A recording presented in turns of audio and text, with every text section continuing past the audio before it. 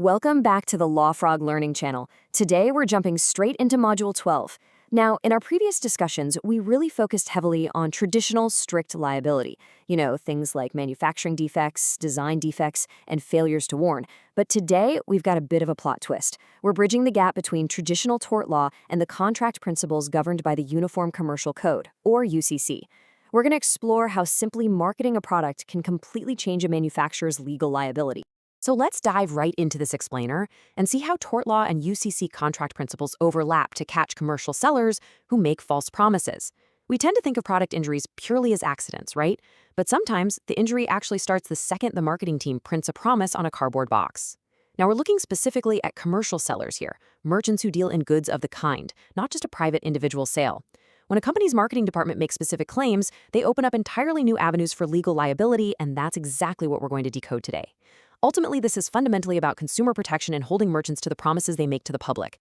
Okay, here's our blueprint for today. We'll start with the black letter law, move into case briefs and their significance, hit some strict liability red flags, talk essay writing strategy, and finish up with some practice Q&A and rationales.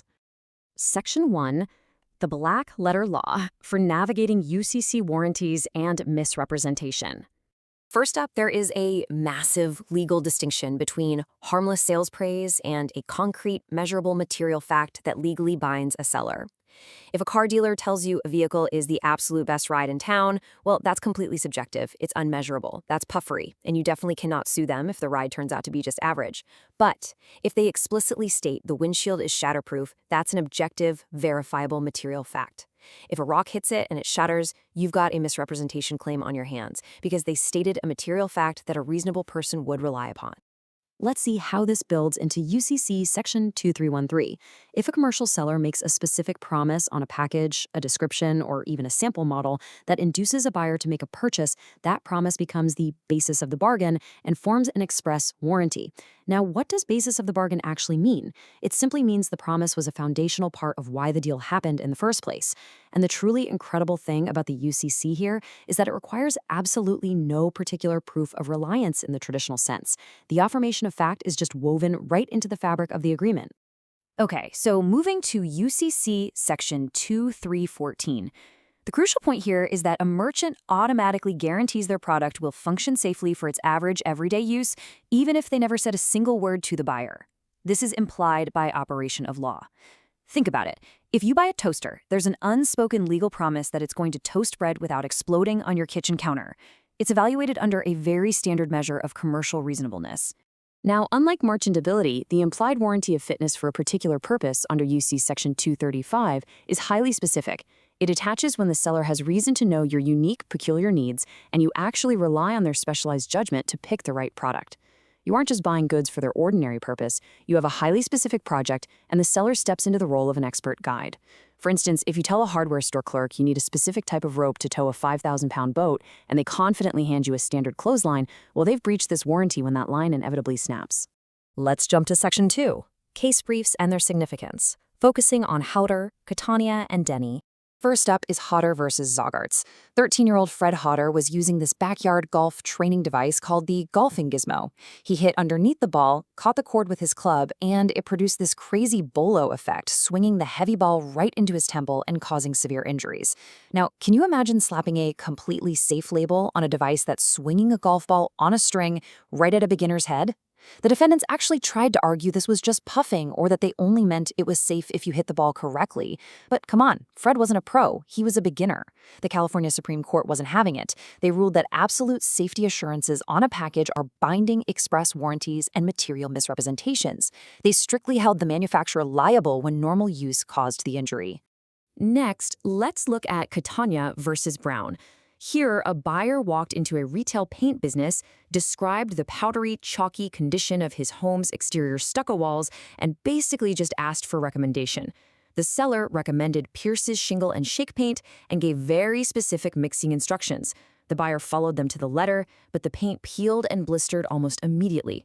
Catania perfectly illustrates UCC Section 235 because the buyer justifiably relied, and I really want you to underline that word in your notes, relied, on the seller's superior expertise to pick the right paint for that specific job.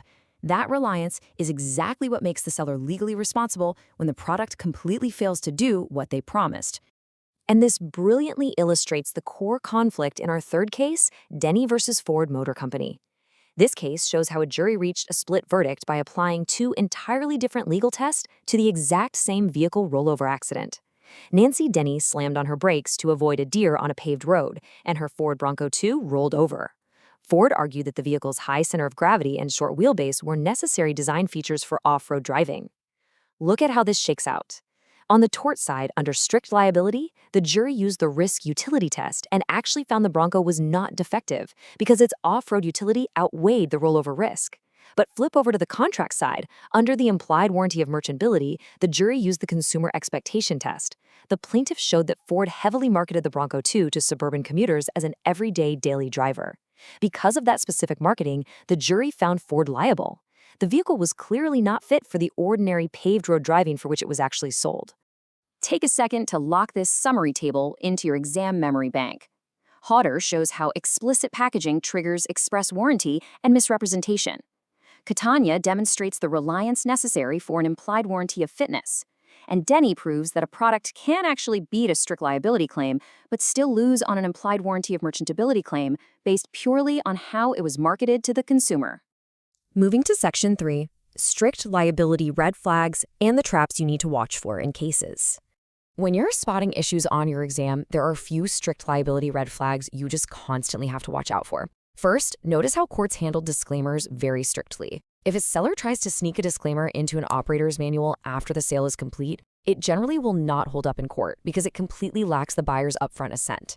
Moving to the next trap, while an as-is or with all faults clause is highly effective at killing off implied warranties, it legally cannot negate an express warranty. You literally cannot explicitly promise a car is a 2020 model and then use an as-is clause to defend yourself when it turns out to be a 2010 model. Finally, pay really close attention to which restatement your professor tests. Restatement Second, Section 402B requires a misrepresentation to be made to the public at large. However, Restatement Third, Section 9 drops that requirement entirely, allowing for liability even on private, one-on-one material misrepresentations by a commercial seller. All right, Section 4, Essay Writing Strategy. How to write a product liability essay. Okay, so as a law student, by following these 3 structured steps in your IRAC format, you will systematically cover the threshold requirements and successfully distinguish between merchantability and fitness claims.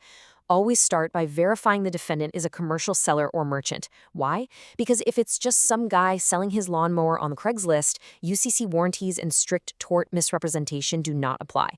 Next, scan the prompt for bold quotes from packaging. If you see something like completely safe, instantly IRAC and express warranty. Finally, look closely at how the product was used when the injury occurred. Was it just normal, everyday use? That's merchantability. Did the buyer ask for specialized advice? That is fitness for a particular purpose. Let's wrap things up with Section 5, practice Q&A and rationales to test your understanding.